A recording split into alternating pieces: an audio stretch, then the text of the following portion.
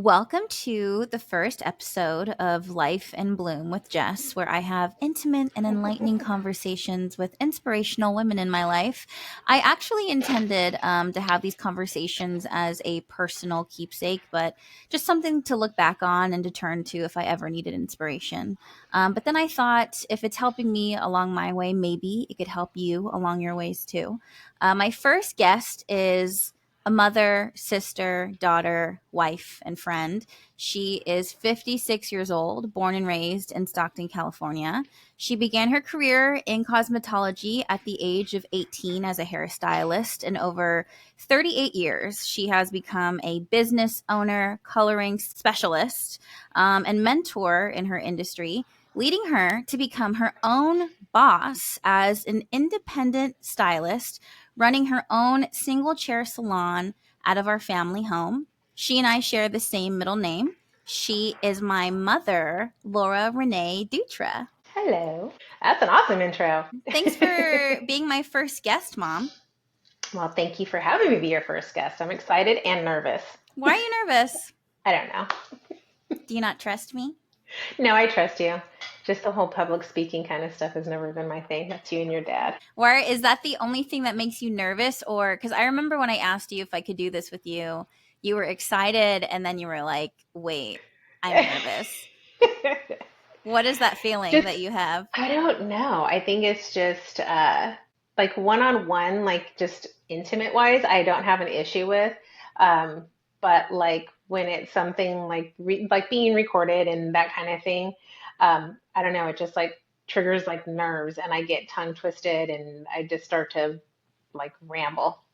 Well, don't, because I Yeah, think more than anything, this is something that I wanted to do with you and just like family of ours, just so I could yeah. have. And honestly, like some inspiration comes from like the other day, I was looking at videos of Abby and Maya, and I was scrolling back, and I have like in real time when I record with Hmm. them, it's normal. But then when Hmm. like memories pop up on my phone and I see how little they were Yeah. with the stuff that we do with the show, I'm like, oh my God, that's crazy, you know? It's really neat to have that all recorded and have that kind of memory. It Yeah, is really neat. Yeah. which is why I wanted to do Yeah. this with you. And there's a lot of other people I want to record with, but more than Yeah. anything, Which is amazing. Yeah. yeah, this is just something I really want with you and I. So Hmm. there's nothing to be nervous about. I also feel like and I just want you to be completely yourself. I don't want you to worry about what you have to share. I think something that what I love about you is you are so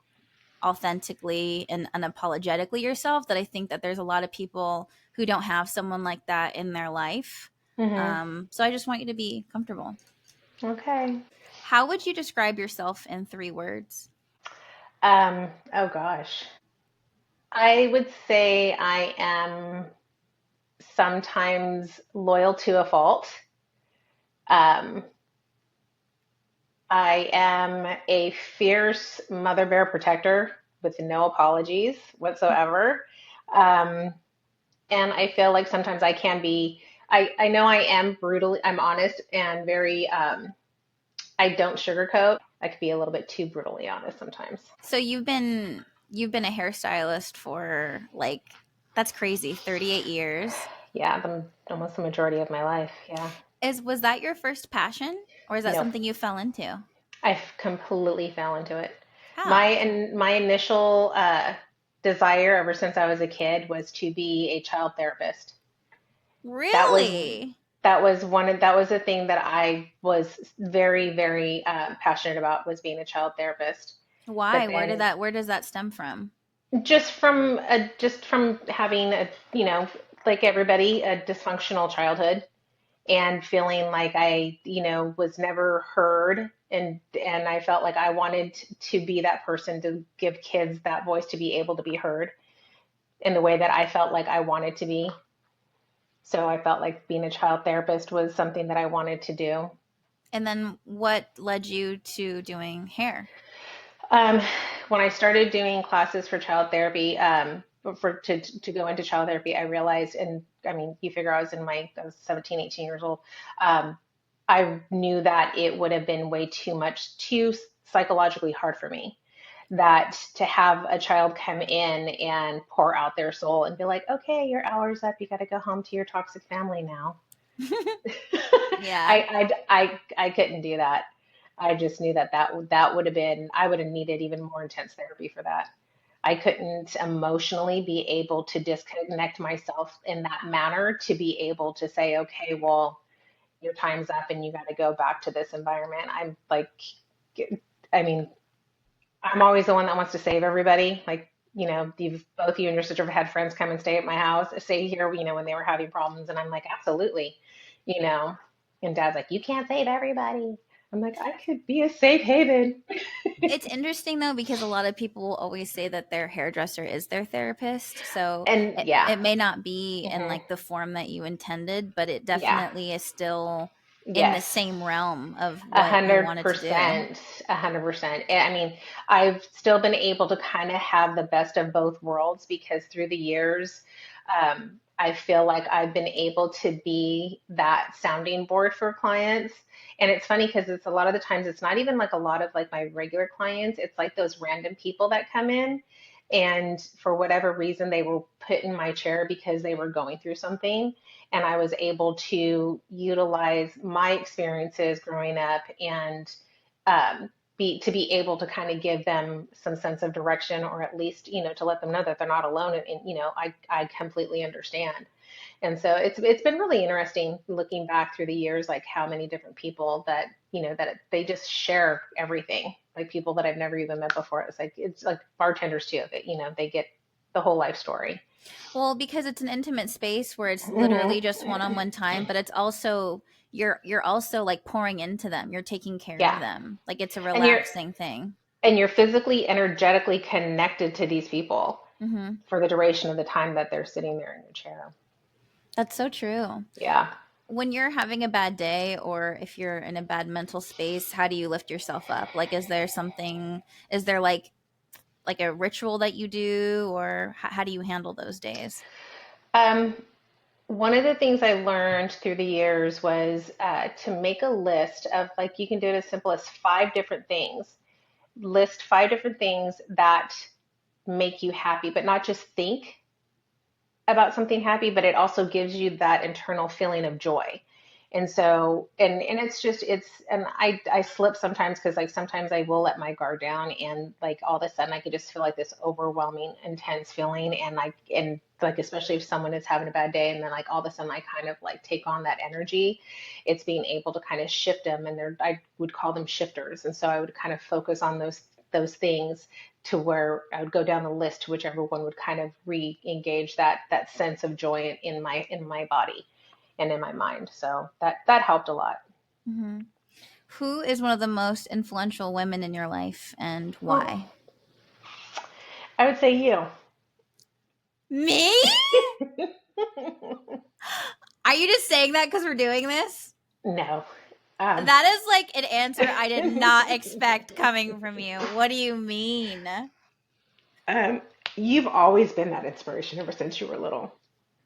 Uh, just your energy and just your love of life. Ever since you were a baby, you just exuded so much love and joy, and that for me has always been my source. Um, and so to see you go through different things, even as a little girl, it was always you. You were always my steady light to keep me in the direction that I needed to go. Because it wasn't just about me; it was about you. But you, no matter what, you always see the good and the happiness and love and joy in people, and that is what's always been my guiding light. That's so crazy for me to hear because you're the most influential person in my life. So I feel very honored for that to be your response. What's something that you were afraid to do but you are happy you did it in the end? um, what was I afraid to do? I think the only one of the main things that I've always been very apprehensive about is public speaking, but that's not something that I've ever challenged myself to do. Because I'm not comfortable with it. I've done it a couple of different times in like smaller in like a smaller kind of atmosphere. Yeah, I feel like you've But done classes before or something just like like that. just like presentation kind of thing. But for me, it's just that's not that brings me no joy whatsoever. It brings me nothing but stress. Like a hard pass. I'm good. Uh, That is so funny. um, There's but I nothing you mean, can think of, like, is there something that you like you had to force yourself to push yourself out of your comfort zone, and then after you were like, I'm really glad I did that.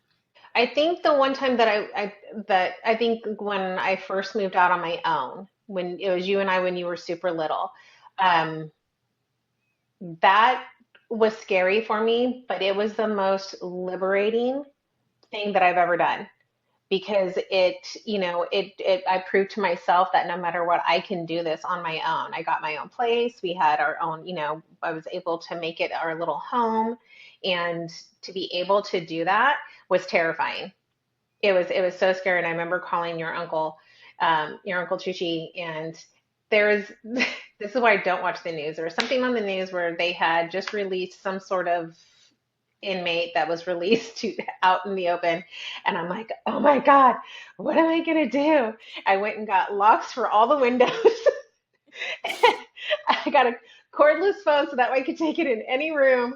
And I remember your uncle was like, well, if you're that scared, then go back to mom and dad's. And I'm like, no. I was like, never.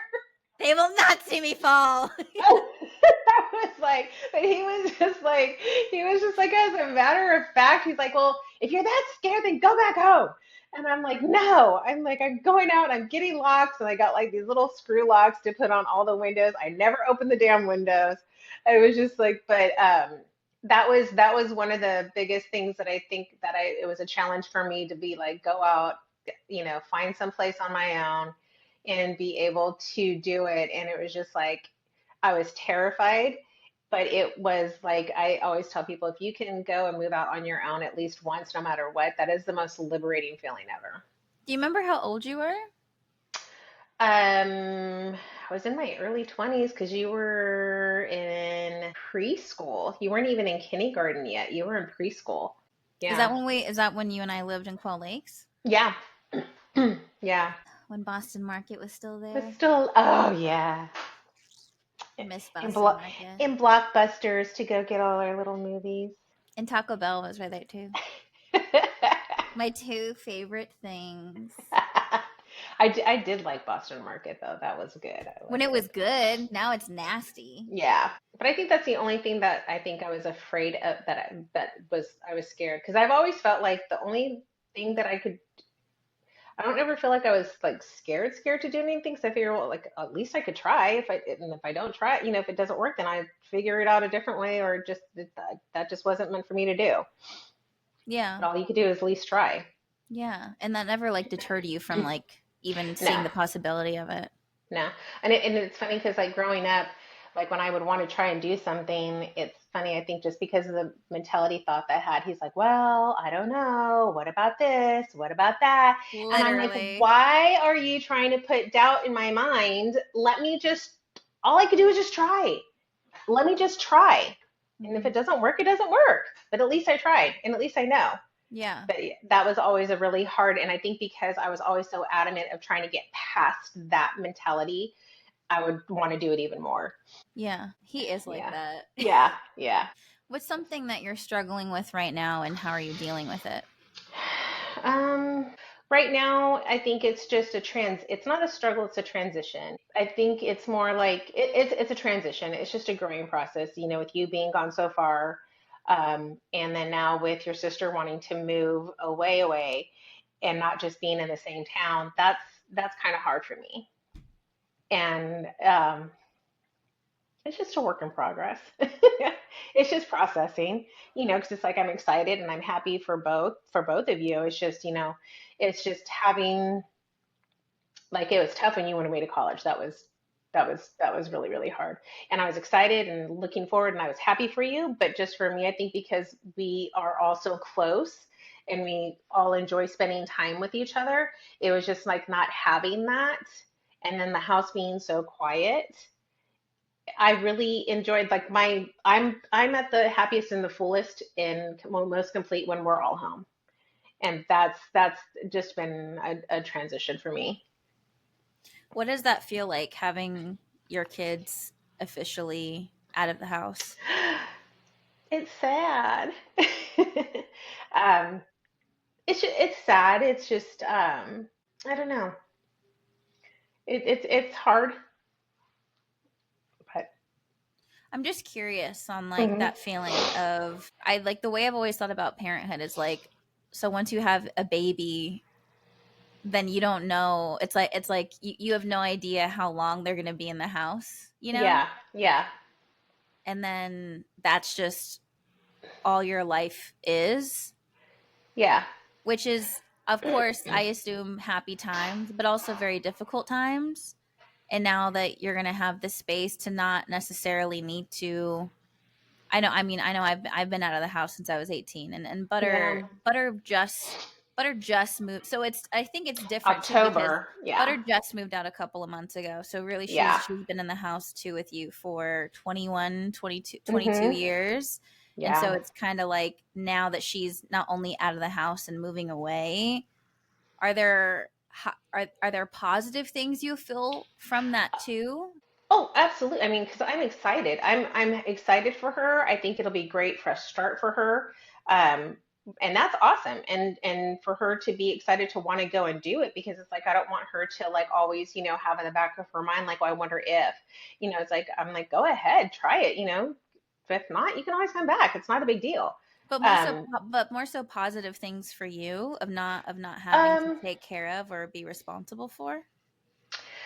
I've never seen it in that perspective though. Like for me, I always like for me being a mom was like that was amazing for me.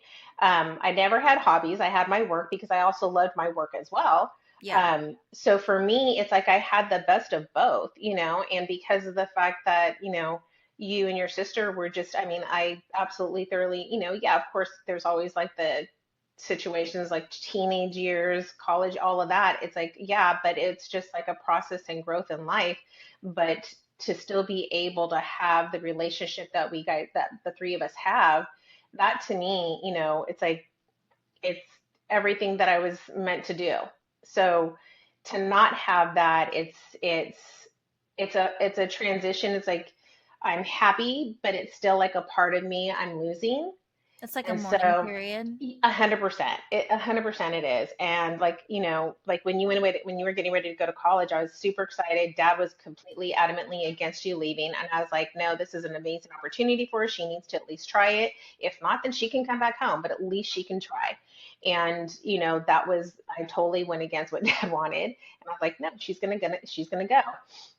But when you left, it was just like, it was a mourning period. It was a complete mourning period because you and your friends loved coming and hanging out here and watching movies and everything. So it's like, and even like your sister had a hard time too because like we went from this full active home and it was all majority of the time it was just us because Dad was traveling a lot.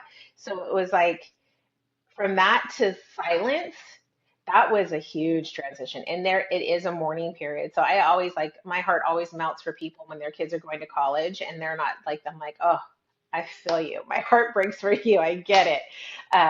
But and like with Butter moving out, it was just kind of like, and Dad's like, she's just down the street. I'm like, it's different though, because she's not, at some point you're expecting her to come home at some point in time. Like, yeah, go live your life throughout the day, whatever, but she's got to come home sometime, and it's like just knowing that going to happen always kind of still kept like I was still okay.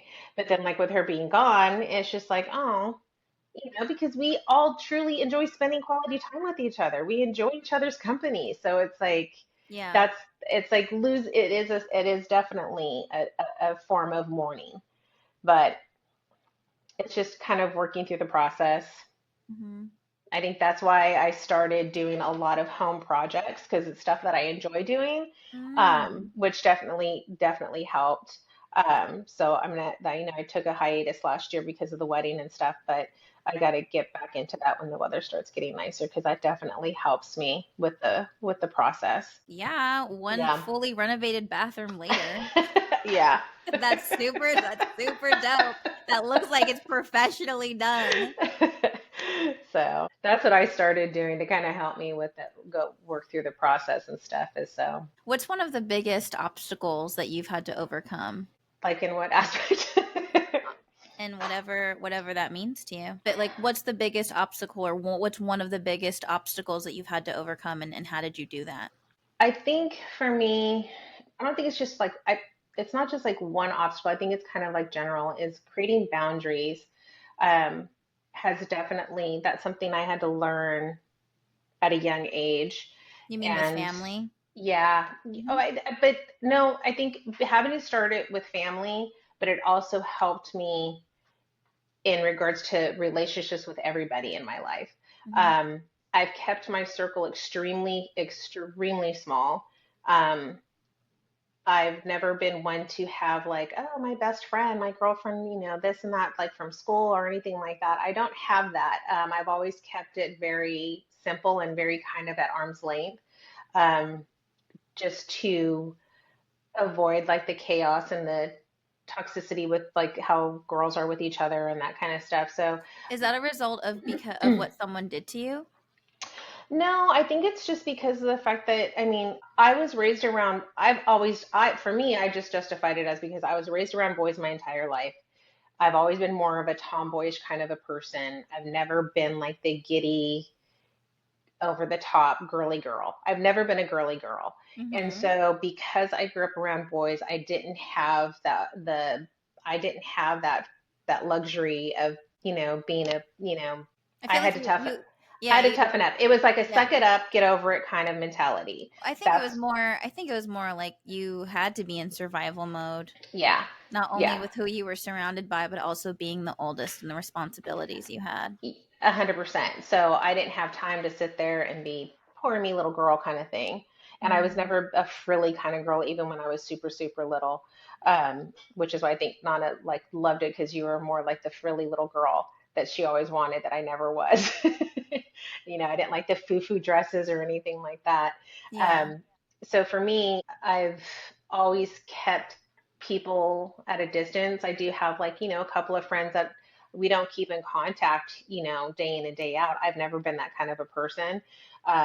But I know, like, if any one of them called, and I'd like to think that they know that I'd be there for them and them for me.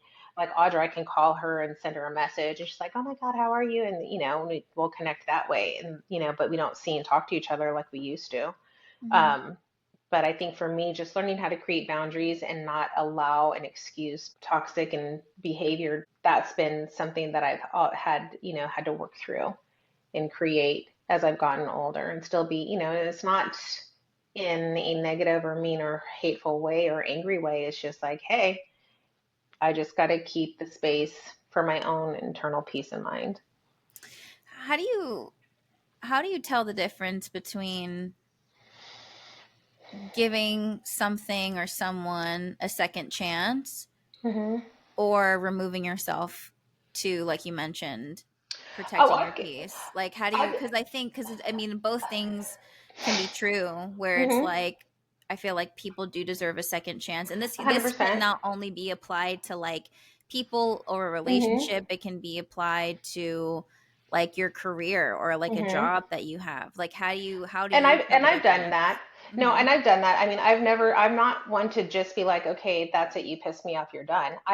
It's after having multiple chances, and even like where I've had conversations like, hey, this is my concern, that's my concern. I've done that. It just gets to a point when it's continuous and there's no change, then it's like when I have to make the decision for myself, like, okay, enough is enough.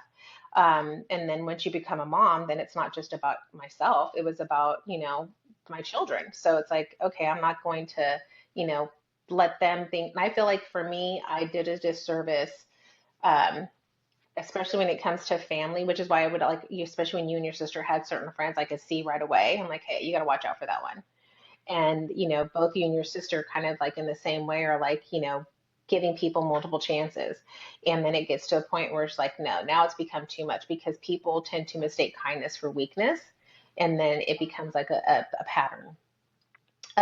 But for me, it's like I would, and I had through every relationship that I've had that I had to create a boundary or cut off, I gave multiple chances. And then it just became to the point where it was just like there was no change in the behavior. So it's like, okay, well, I can only change myself and I can only, control what I do. So I can control who I allow in my personal environment.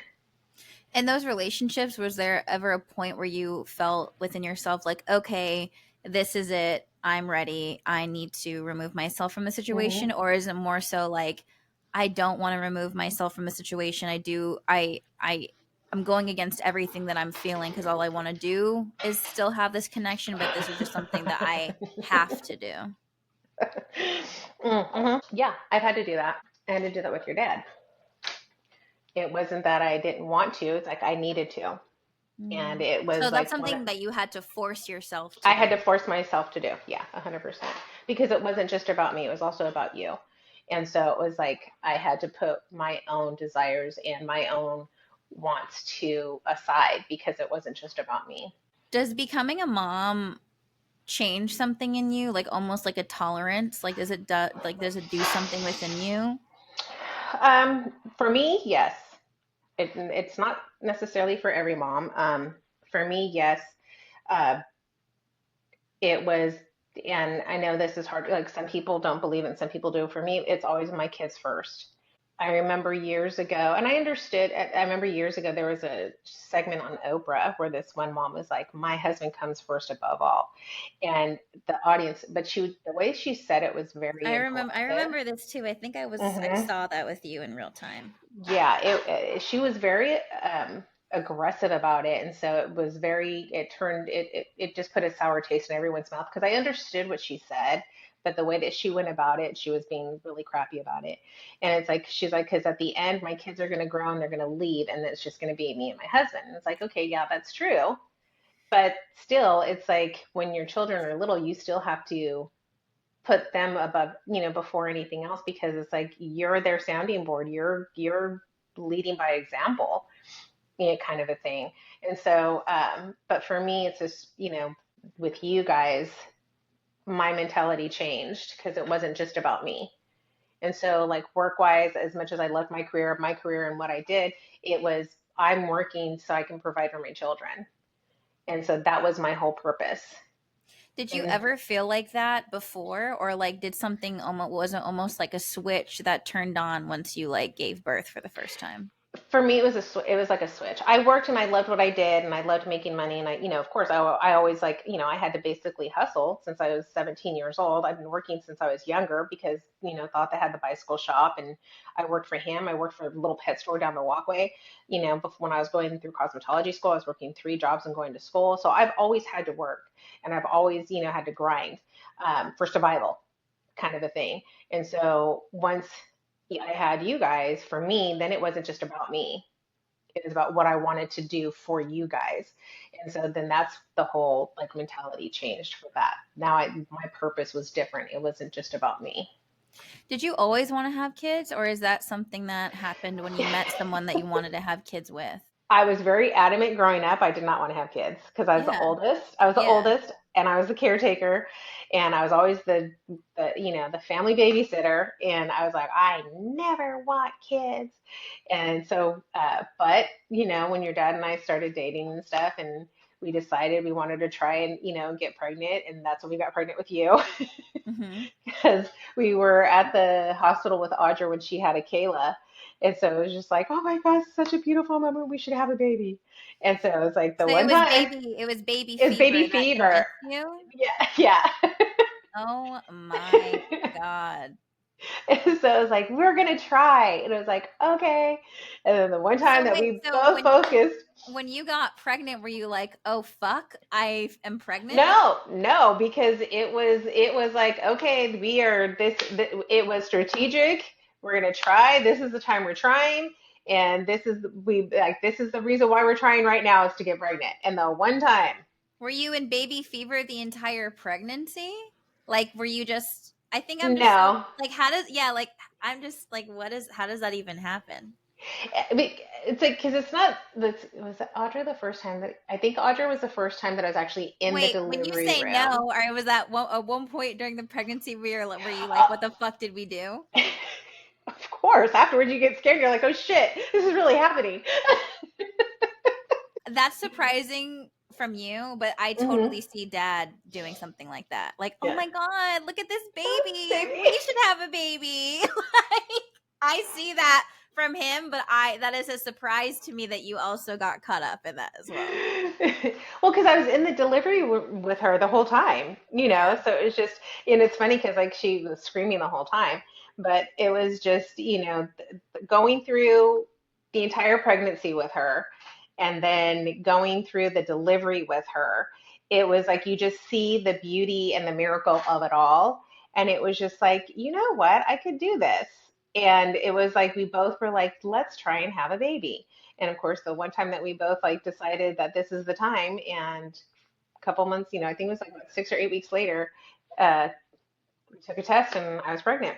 I don't know how mothers deal with any sort of nonsense or bullshit because in my mind, I don't know how anyone's going to handle me because in my mind, I'm like, and I don't know why every woman doesn't behave this way. It baffles me.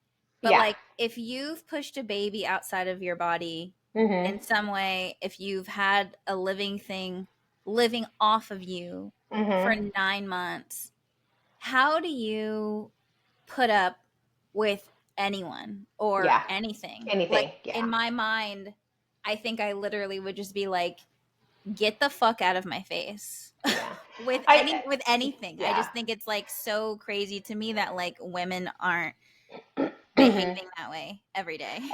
And I understand that because that's kind of like how I was very I felt very strongly the same way. But after I think going through, the first initial part of your dad's and I relationship, it was like I tried to do everything I possibly could to keep my family together. Hmm. Because you wanted Be, that for you or for just as a for family unit you, in general? For me. for you, Hmm. because we both came from we both had adopted parents that, both of our dads adopted us when we were younger. So it was kind of like wanting the same thing and not wanting to have our child go through that. Yeah. Um, and me wanting to keep my family together. And so it was like I allowed and put up with more than I ever should have because I wanted to keep my family together. For that Um, ideal, for that for that ideal. ideal, yeah, because Yeah. but then it got to a point where it was like it's bigger than what I want. It's like it's not a matter of what I want, it's about a matter of what both people in the relationship were willing to do. And it got to the point where I was like, I can't do this anymore Yeah. because I didn't want it to be to where you thought that this was okay, kind of a Yeah. thing. Yeah. How long were you guys married the first time? And then how long have you now been married the second time? Oh gosh. So we were only married for maybe a year. You guys are really young too. How old were I you? was I was 23 when I had you when I gave birth to you. I was 23. Dad was 25. And you were pregnant in Tahoe at the wedding, correct? Yes, and when we got married that January of '93, So it was you January probably were like '93. 22. You probably were like 22 when you got married. I would assume Um, 22, 23. no, I had just turned 23. Okay. I had just turned 23 when we got married. We got married in January. You were born in May. Hmm.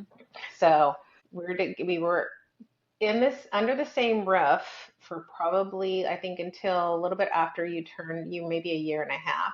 And you guys were still together, or no, you were living together, not together? We were still living together, Hmm. but like when you were about a year and a half is when Dad moved out. Hmm. And Yeah. then, It was off and on yeah, continuously for throughout the a entire long time. time. For a long Hmm. time. Probably the entire time, right? The entire The time. entire time. Yeah. Yeah. Hmm. We both would, I mean, I had one serious relationship throughout that time that we never speak about. That was traumatic, but I only had one serious relationship throughout that time. Hmm. But through that time, often we were still off and on throughout that entire time. It was always, I had always felt that it was the right person the wrong time. Um, Mm. and it was always like that connection that we had was always so different than anything that I had ever had with anybody else. And you And were how old when you guys met? You were like oh 15? God, I met him right before I turned 16. Mm-hmm.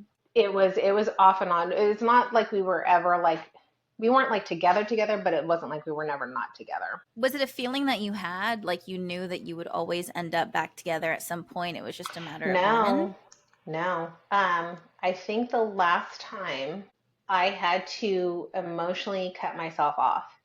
Um, and I was like, I wish you the best.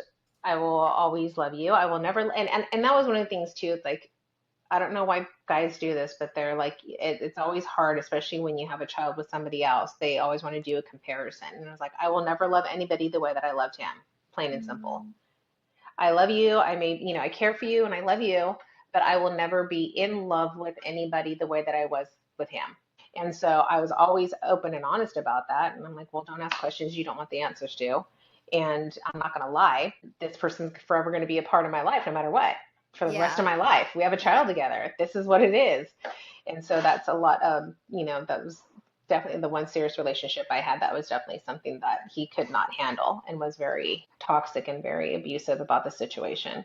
Mm-hmm. But there was at one point where I was like, okay, I have to just kind of emotionally disconnect from dad because there was no way that I'd ever really be able to Move fully on. move on, yeah, for myself.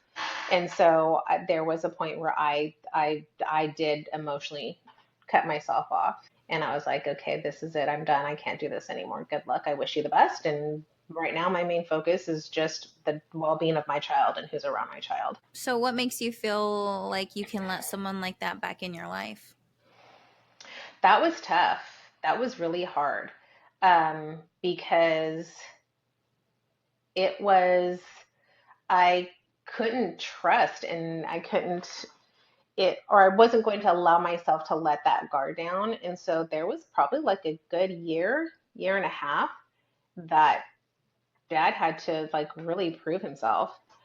And because at the beginning, of course, it was always like, oh, well, let's go and do this. I'm like, no, you can pick up your daughter and you guys can go do this. It's not a party of three. It's you and your child. You can go ahead and and focus on spending quality time with your daughter, that kind of thing. And so then that's when he started doing that, and he did that for a while. And I never asked any questions because you would just come home and share your stories with me, and I would just jot them down. Because there was a time where I literally had to just be very ruthless, and it was like, look, don't mistake my kindness for weakness just because I haven't said anything. But if you can't learn to spend quality time with your child, then if I have to take that away, I will. And so I think at that point, when I don't know if it was at that point or not, but um, it was like, okay, then when he'd pick you up, he would, spend time with you and that kind of thing. But then little by little, we started doing stuff together, but I didn't tell anyone in the family. I wouldn't even, don't answer my phone at the house, don't do anything. It got to where I think at one point, I think Uncle Chuchi found out that we had started seeing each other again because I think it was before he graduated college. And Uncle Chuchi wanted to invite him to come to his graduation. I was like, I don't know about that because everyone else in the family didn't know. And so I told dad, I was like, if my brothers and my family aren't on board, then I can't do this, no matter how much I think that you've changed or how much you proved yourself, because they're the ones that have to pick up the pieces when things go sideways. And so that was a journey too, but he went through it all. Mm-hmm. And so like little by little he started to prove himself. And it's also too, it's not just a matter of like telling somebody they're going to do something different. It's also too in the action and the energy that they're giving off. And so he had done his own little transformation as well. And then you guys get married a second time. How long have you guys been together, just all in all? All in all, I want to say 33 years. It's a long time. All in all 33 years, but I've known him longer than that. How Yeah. long? So let's see. We dated for a couple of years, so like 33 years, and then I was going on 16 when I met him. 40 years you've known that So man. almost, yeah. So 40 years, yeah. It's a long time. It's a long time. to know somebody. Yeah. So when you've known someone for that long, do you do you just see a certain version of him in your mind? Like, can you actually tell that you're growing up with this person, or can you not see that because you guys have just been so side by side the entire time?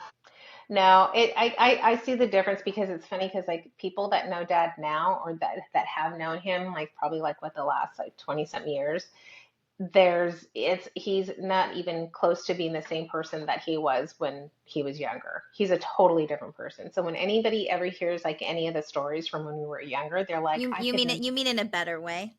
Yeah, 100% in a better way. Yeah. Like Mm-hmm. people wouldn't even think that, and there are people that have known him from years ago and they're like, oh yeah, I could like a couple, like Anthony, he's like, yeah, I didn't like you when you were younger, Mm-hmm. that kind of thing, because he was a totally different person then. And, people that did know him then and know him now, they're like, oh yeah, he's just not even the same person he was when he was younger. What's something, or like what's one of the most important lessons marriage has taught you? Um, Communication, most definitely.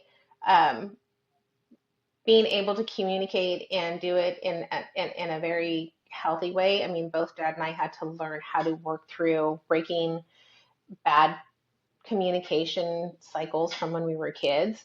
And Mm-hmm. we both came in with our own baggage in regards to that. So it's like learning to be able to communicate, not yelling and screaming, like Mm-hmm. we were when we were younger. Mm-hmm. Um, which, unfortunately you had to experience, but then that was not something that your sister experienced because I was like, I'm not going to argue and scream with you in front of the kids anymore. Mm-hmm. And that was one thing.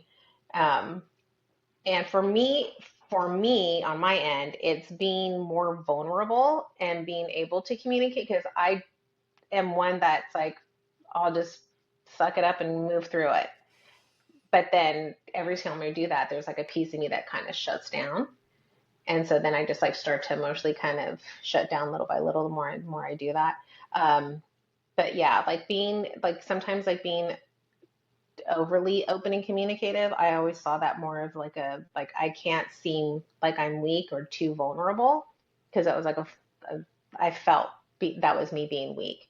Um, Mm. that's been hard. So it's like being able to communicate and being vulnerable with each other definitely is huge. And being able to communicate and not fight against each other because it's like no one's going to win. You guys are trying to. It's a matter of us trying to like work it out and communicate and come to an agreement that's going to be best for the household. What's one of the most special things dad has taught you? Being able to work as a team, I think, because I've always been so independent to be able to, I guess, lean on each other for certain things and not feel threatened by it. I think because I've always had to survive, like I've always mentally been like, I got to do this for myself.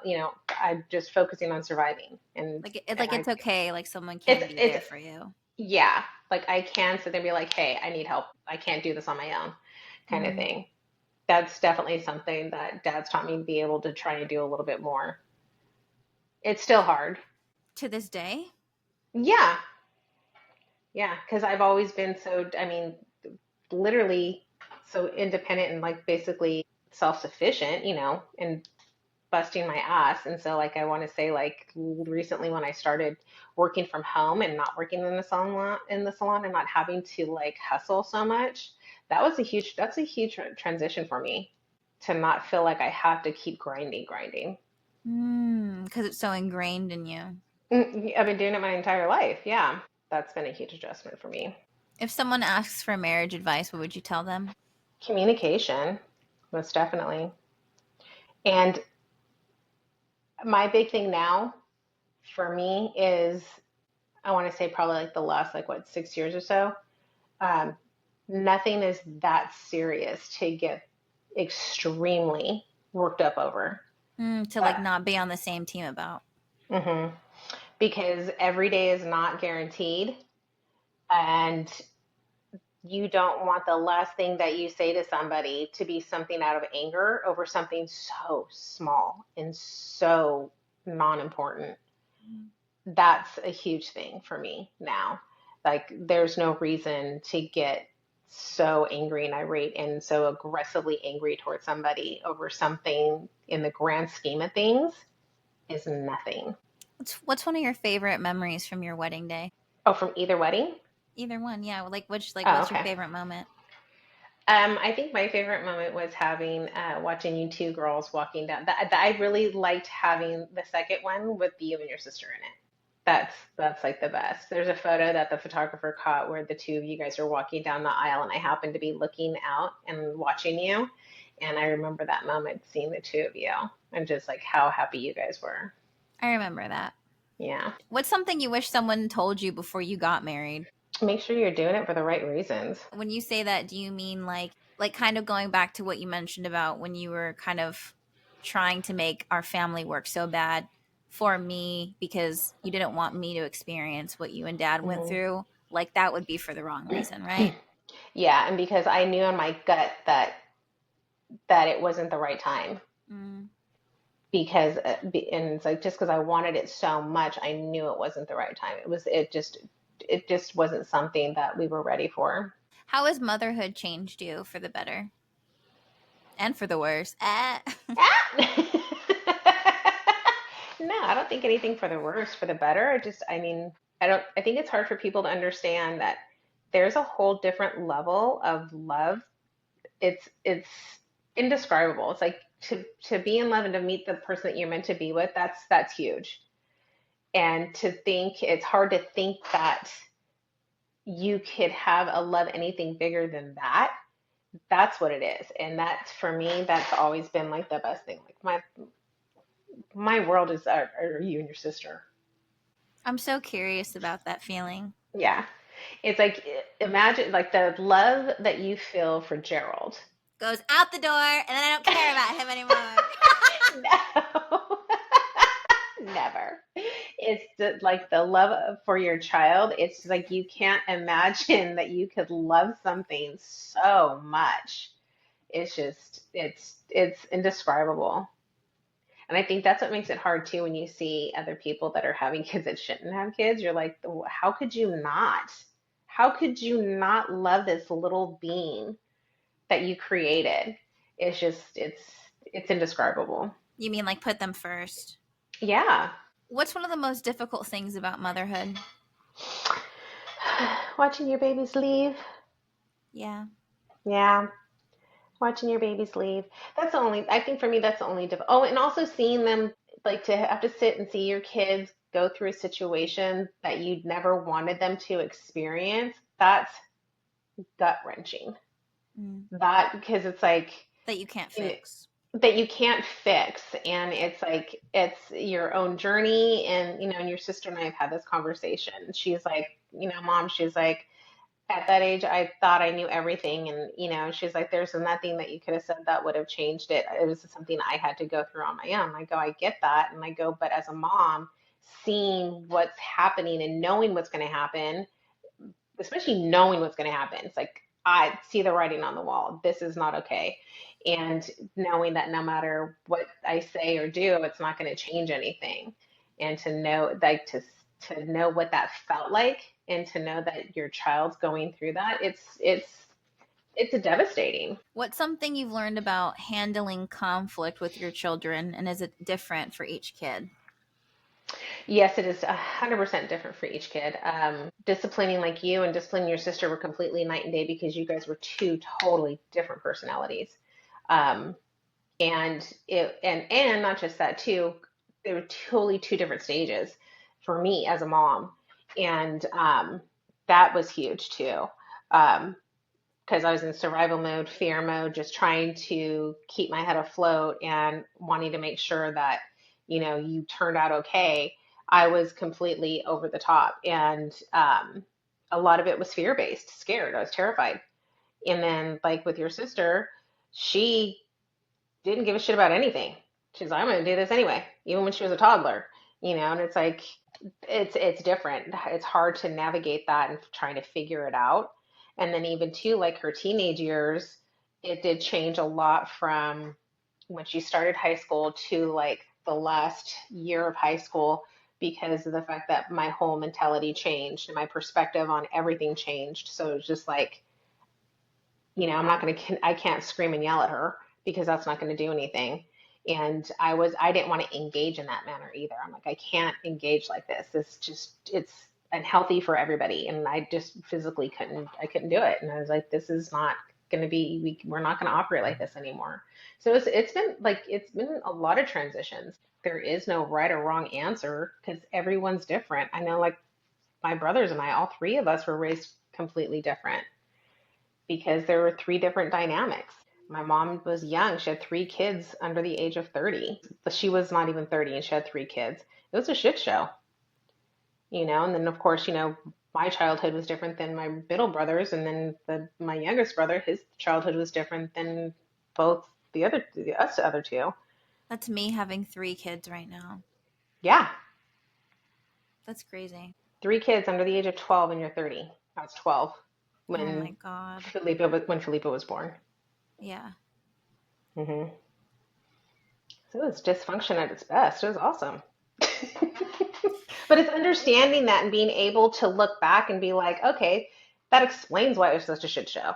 You Yeah. know, I couldn't imagine myself with three kids under the age of 30. You and your sister are damn almost 10 years apart from each other. And it was still a learning curve, you know? Was that on purpose because of what No, you experienced? no, not at all. No, not at all. I would have wanted you guys closer in age, but it just didn't work out that way. And it got to Mm-hmm. the point where it was just like I had to make a decision because I wanted to have another kid before a specific age. I wanted to have be pregnant before a certain age, for medical reasons, like just because once you hit a certain age they consider you geriatric. And so I wanted to make sure that if I'm going to have another kid, I have to do it before I turn, I think it was like 34, 35. And so I was like, I can't do, if I don't do it now, I'm never going to end up doing it. And Mm-hmm. so that's why, I was like, oh, we got to do it now. I take like taking the age gap out of it. Hmm.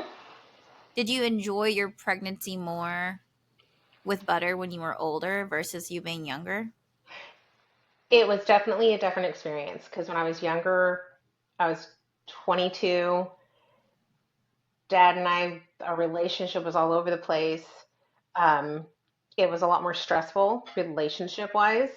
And I feel like that took a lot away from me being able to fully enjoy my pregnancy the way I should have. With your sister, I was older. It was, I'm doing this. I consciously chose to embrace and do what I needed to do for myself for me to truly enjoy my pregnancy. And so that's what I ended up doing. And so my experience in my pregnancy with your sister was a lot different than what it was with you. I was able How old to were you when you fully. had Butter? I think it was probably right before my 33rd birthday. So, and plus two, I did things a lot differently. I was a lot more conscious about what I ate. I didn't have as many ailments when I was pregnant with her because I made sure that I was a lot more active. Um, so I did things a lot differently with her than I did the first time around. What's something that Butter has taught you? Definitely patience because her and I have the same kind of temperament. Yeah. Yeah, I think, yeah. So, because her and I have the same kind of What temperament. does that feel like when you are having to deal with someone That's that's just like you. literally the same as you? Like, what do you do? Oh my gosh. It's humbling, that's for sure. Because it's like, okay, I'm like, this could go one of two different ways. And We either it's, fighting or we fighting. I know exactly. Exactly. And yes, we've had a couple of those moments. We Yeah. have had a couple of those, just a couple of those moments. Mm-hmm. But for me, it was an eye opener knowing that, look at, okay, I can understand and relate to how she's feeling and what she's feeling, but also too, like trying to navigate that with and trying to direct her in a certain direction without pushing her to without her thinking I'm pushing. Mm-hmm. So it's been an adjustment. It definitely was an eye opener and an adjustment. And I think thank goodness that I had her after the fact. I think it would have been a lot harder if I was younger. I don't think temperament wise, I think it would have been a lot more hostile if I had Oh, her first. if it was vice versa. And vice versa, yeah. And I think Wow. Yeah. because I think I'm older and my patience and just like how I choose to deal with things is a little bit different than what it was before when I was younger. Um, It's definitely been an adjustment, and it does crack me up though sometimes because it's like, I see like myself and my temperament, and it's like that's which is why I know like half the time when she does something, I'm like, girl, I already know, I've already been there, done that. I'm like, I already tried all this already. I know what you're doing. A lesson all the time. It's like I'm also constantly learning, all the time too when I have to deal with certain situations. But it's nice now though because it's like I think once she got out of high school and hit a certain age, she wasn't like always fight. It was like always a fight. Like she was fighting against us all the time. And Yeah. I'm like, why do you always feel like you have to fight? Why are you fighting against us? We're trying to fight with each, it's like we're trying to fight this fight together, not against Yeah. each other, kind Yeah. of a thing, you know, Yeah. which was because she went through a phase where she always constantly felt that we were against her. And I'm like, no, we're never against you. Everything we do is for you. Everything Yeah. I do is for you, not against you. And Yeah. so it's like it's rewarding now because now she'll see certain things and she's like, "Oh, I get it now, mom." And I'm like, "Oh, thank God." And I think too with her, it's like, and even like certain stages of both of your guys' journeys, it's like knowing that at some point in time as you guys get older, it'll click.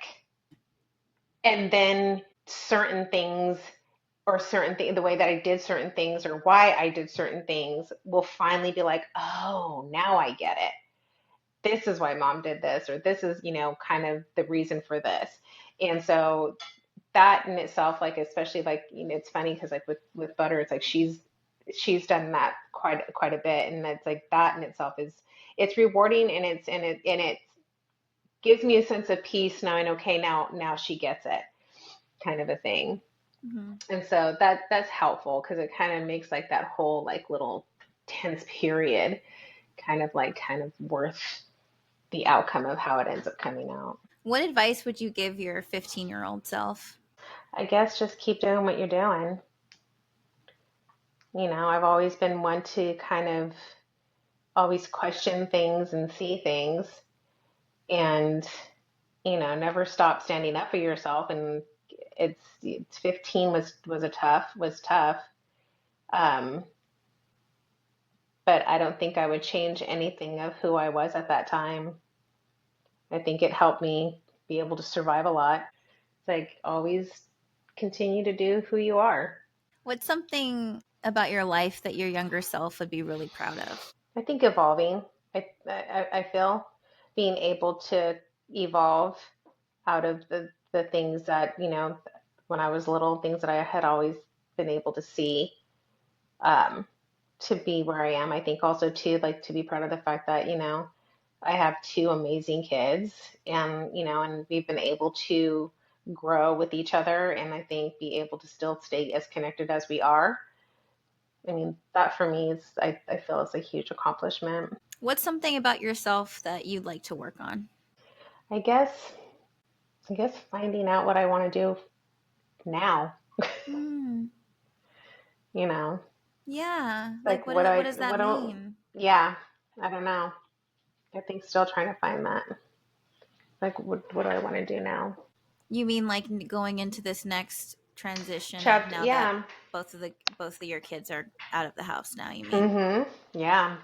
For me as a mom, it's still kind of surreal to think that we're at this stage where you guys are so much older now. It's weird because it's like, I pass the schools that you guys went to, and it's like I still like in see and envision you guys as little kids and stuff. And it's like, okay, you don't think when your kids are little, you can't fathom yourself at this stage. Mm, You're just trying to get through. You're just mm. trying to survive it every year. And so it's like, I don't, I didn't mentally prepare myself to think of what are you going to do when your kids are grown and no longer need you the way that they need you now. Because you can't see it until you're there. You can't see it. You can't even think about it until you're there. It's crazy. I couldn't think of it. I remember being at our old house and I'm sitting there in the rocker and your sister's an infant and I'm looking at the counter And I'm thinking, oh my God, at some point she's going to be like head's length and almost hit her head on that counter. And it was like a blink of an eye. There's your sister like almost hitting her head on the counter. It's like, you're just barely trying to get through that. And it's like, you don't think of it as, it's like your wedding was surreal for me because I'm thinking, I never thought to even think to get to this stage. It was just, it's, you don't see or you don't think about that part What when you was that get to like? What here. was that like watching that? It was crazy but amazing all at the same time. It was very surreal thinking like, oh my God, we're here. Like I can't believe my daughter's getting married. It's like, oh, but I think because of the fact that it was just such an amazing, amazing event and just the love with you and Gerald and just all the other all your other friends there and stuff like that. It was just an amazing experience to be able to be a part of. It really was. It was beautiful. The video still makes me cry. Me too. Being able to experience all your guys' journey and all the like big life coming up, life events, being able to experience them and you guys being in at such an amazing stages of your lives, that's awesome. That's amazing to be able to just see the happiness and everything like that with it. It's amazing. Are you capable Mhm. of seeing that as a reflection of you and everything you've done important to us? Um, kind of, kind of. I mean, because as a mom, I always like, will sit there and be like, oh, I shouldn't have done this. I shouldn't have done that. I wish I could have done this different. Like, oh, like, in what way did I fuck up my kid?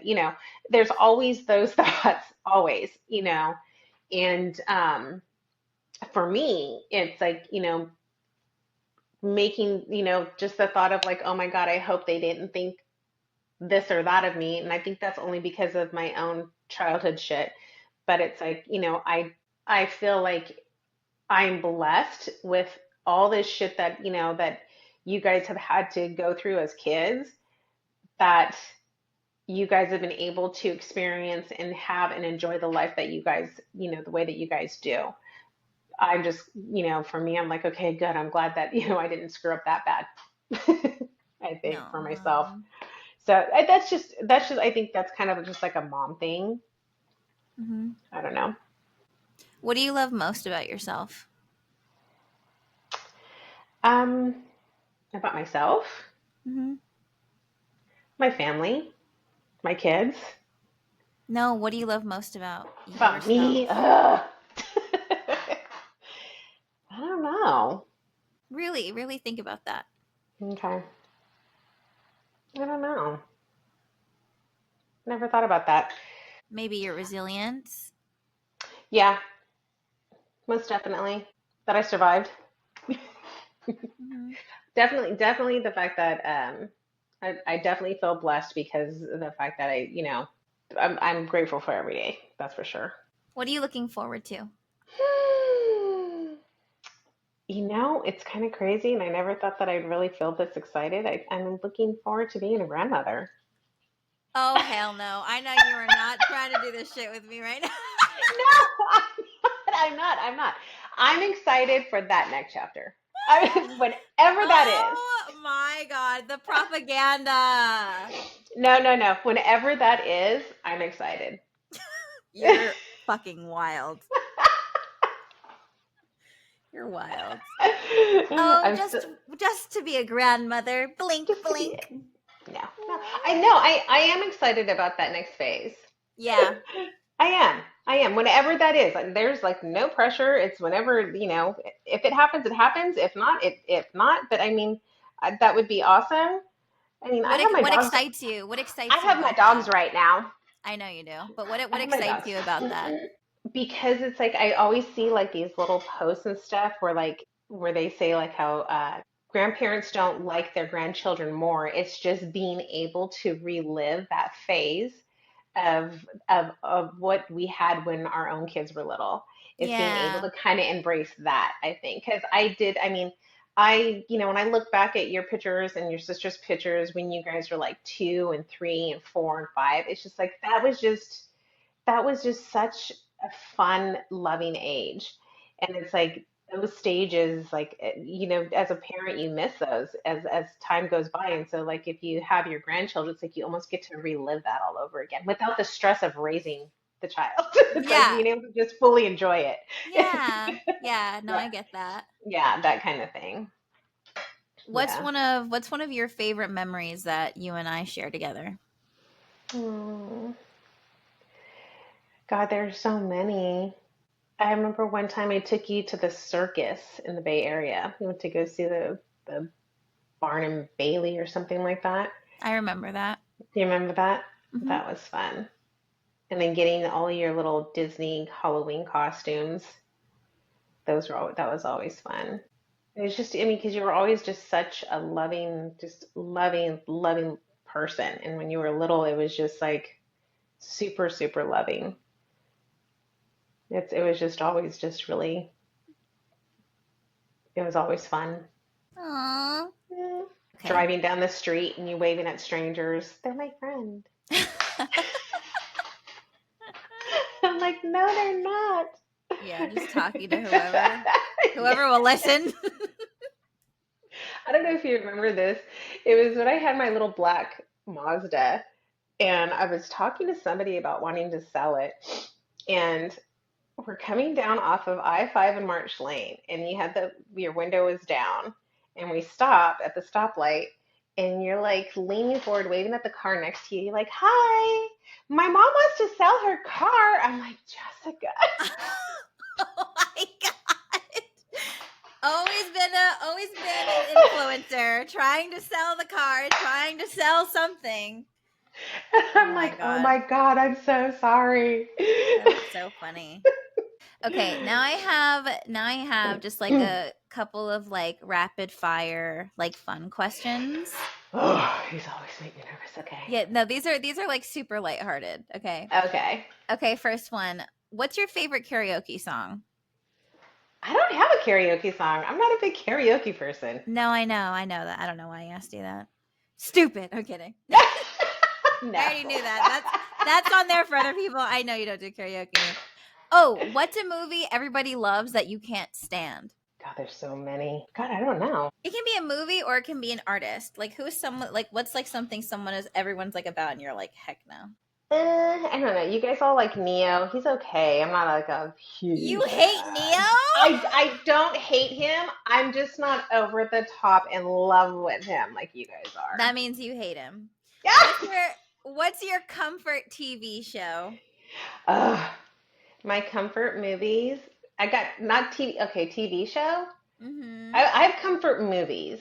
Okay, what's your comfort movie? So like my feel good movie, like sometimes if like dad watches something crazy, I have to watch like Princess Diaries or something like that to make me feel good. Yep. Um, Mhm. it's not a comfort movie, but it makes me a happy sad. Hope Floats. Yes, you love that one. I love You Hope do love Floats. Hope Floats. Yeah, but like Princess Diaries, Hope Floats, those are like my favorite like movies that I'll watch like and then I have my morbid ones that if I want a good cry that makes me feel good. I like dark stuff. What's a morbid one that gives you a good cry? Oh God, what dreams may come. Oh my god, that's Oh, mine. That's probably my oh, you because of you. That's probably mine. And Princess yeah, Diaries is mine too. yeah. Oh my god, Uh, same, biggest, same. ugliest cleansing cry ever with What what dreams dreams? may What dreams may come. come with Yeah, Robin Robin Williams. Williams. Yes, Oh that one. god, That one is like gut wrenching. I know. Love it. Love Me it. too. So do I. So so dark. It's my favorite. What song do you listen to when you need a good cry? Oh God, a good cry. I love this song from Hope Floats. Mm-hmm. Um, that's a good one. That usually. Oh God, Coldplay. Yeah. Um, oh God, there's Yellow, two. Sparks Fly, Fix You. Fix You and Yellow. Okay. Those. Oh God. Oh. and Woman's Worth. Yes, by I, Maxwell. but I cannot listen to that song because that one makes me cry without fail every single time. I will start bawling. I don't Ugh. know what it is about that song, but it makes me bawl. What's a song you listen to lift your spirits up or to help you get through something? Those are usually my dark, angry songs for I some know they reason. are. I know they are. My Is dark, it 30 angry Seconds to Mars? Fucking, I know. Lincoln Park. Yeah, I know. Do you know and one now, off?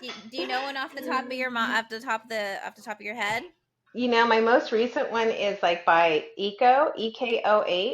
They're kind of Mm-hmm. like a cross between Linkin Park and like they're kind of like Linkin Parkish, Mm-hmm. but they have two songs that I absolutely love to listen to that are dark and angry and make me feel good for some reason. Yeah. I think you played them for me when you guys picked me up from the I airport did.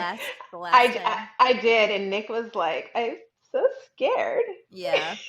That's and your vibe. I was like, "Oh my God, I love this. I feel so good. It makes me happy." Okay, the last question is, do you have a non-conventional hack you can share? Like a life hack or a beauty hack? For example, mine is the one that I've learned from you, blow drying my Blow drying your eyelashes. lashes. Yeah. Is that yours too? Yeah, like when I wear mascara when I don't have my lashes on, I get the cool air, and it's sad to say that you have to be very specific. You use cold air, not the Yeah. hot air. Yeah. It's amazing that people need that clarification, and you use it just to blow the lashes up and dry the mascara. Did someone Yeah. teach you that or did you just try that one day? I think I just tried it one day because I was in a hurry, and I think maybe because I sneezed and got mascara on my face or something, but I was like, let me just try this real quick. And I've been doing it for years. For years. Same. I swear by it. Yeah. I think that's the only like kind of hack that I do. Hack. Hack. I'll do Aquaphor on my eyes before I put makeup on sometimes. Oh, really? Yeah, I'll just get tiny, tiny bit of Aquaphor and put it on after I do my skincare, and then I'll do concealer after that. Why? Because it makes it stay on longer? No, it kind of helps reduce the creasing because sometimes the concealer, especially with like our almond shaped eyes, it'll crease. And for some reason, I feel like it kind of helps. I saw it online, so I did it. Oh, nice. Okay. Yeah, Well, thanks, yeah. Mom. Is there anything else that you want to share? I think the most important thing that I feel like I've been trying to just kind of like, I think, make people kind of more aware is that nothing is that serious anymore. There really isn't anything that serious. And it's an unfortunate situation that I had to learn it the hard way, but at least it did give me a different perspective on life. And, just to be grateful, to stop and think about and have gratitude for where you are, not for where you're not or where you want to be or where you think that things should be. Be just grateful for where you are now and Thanks, avoid the Mom. avoid the pettiness. Can't deal no pettiness. I can't handle that. Yeah. Yeah. Good thing you didn't ask me about my pet peeves. Ooh, tell me Oh gosh. before we go, what are your pet peeves? Self-pity. Can't stand it. I know. It's fucking worst. It literally I will lose my mind. That is one reason why I will freaking go ballistic is self-pity. I can't do it. Anything else, or do you think that's just your number one That is pet definitely my peeve? biggest number one. Self-pity is my biggest pet peeve. Yeah. Yeah. Yeah. Can't do it. Well, on that note, everyone, stop feeling sorry for yourselves, you weak mother. Grow a pair. I'm so bad. Uh, I don't know how you survived that. I survived. You survived. Mom, I love you. I love you. Um, I that's why it was so important for me to have a moment with you at the wedding and giving you just kind of having a second with you and giving you the bouquet That was amazing. That was just such a because I shock. I was not expecting that at all. I was like, oh, yeah, I just that was wanted you to awesome. have your moment and really give you your flowers because I really feel like you are the essence of resilience and determination and strength. And obviously, I think everyone grows up and everyone has their own hardship when it comes to their Yeah. childhood. But um I think some like the biggest lesson that you've taught me is to keep going, and that you can get through anything. And I have very clear and vivid memories of you, despite going through what you were going through, to never give up and to always provide a life for us and for our family. And a lot of that, I mean, all of my strength comes from you. All of that Mm. determination comes from you. That curiosity comes from you. So I don't ever want you to question if you did a good job, just because I wouldn't be who I am without you. I love you, bub. I love you too, Mom.